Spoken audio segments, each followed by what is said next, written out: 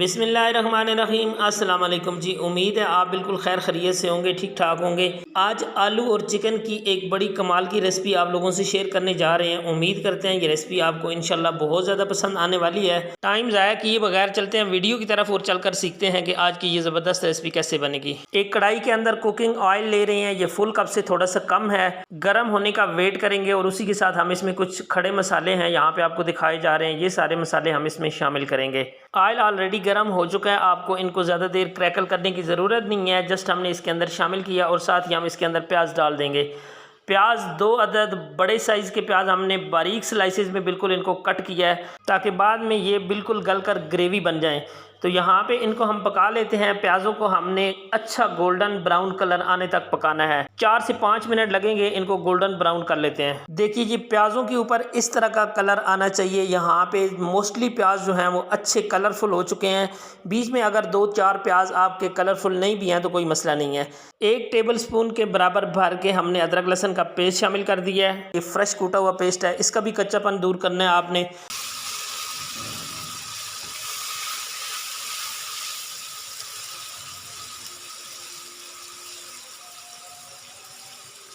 अदरक लहसुन के पेस्ट को प्याज़ों के साथ हमने पका लिया जी। अब हम इसमें चिकन शामिल कर रहे हैं। ये 3 पाउच चिकन है, इसमें हड्डी भी शामिल है, बोनलेस भी शामिल है। नॉर्मल जो चिकन आप लेते हैं वही है।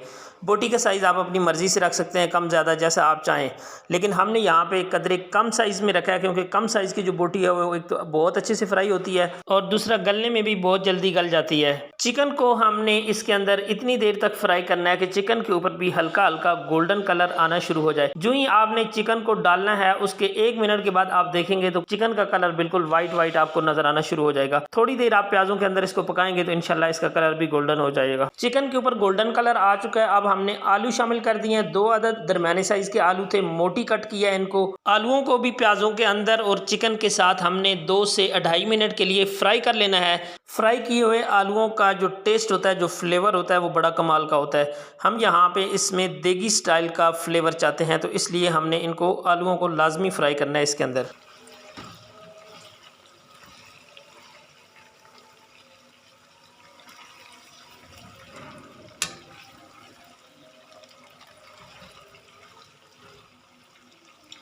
आलू फ्राई हो चुके हैं। अब हमने इसके ऊपर 2 छोटे टुकड़े तेज़ पत्ते के शामिल कर दिए हैं। 1 टीस्पून भर के इसमें नमक शामिल कर दिया है।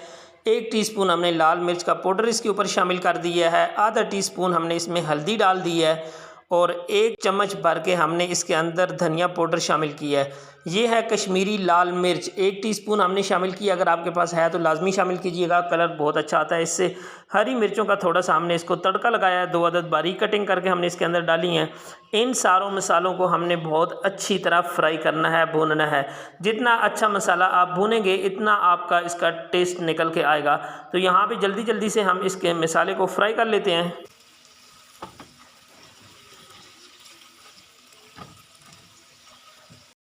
मसाला हमारा बहुत ज़्यादा ड्राई है। यहाँ पे हम थोड़ा सा आधा कप के बराबर पानी शामिल कर रहे हैं ताकि मसाला नरम होके आलूओं के अंदर और गोश्त के अंदर अच्छी तरह जज़ब हो जाए। यह आपने लाजमी पानी शामिल कर देना होता है अगर आप मसाले को ज़्यादा ड्राई फील कर रहे हों तो।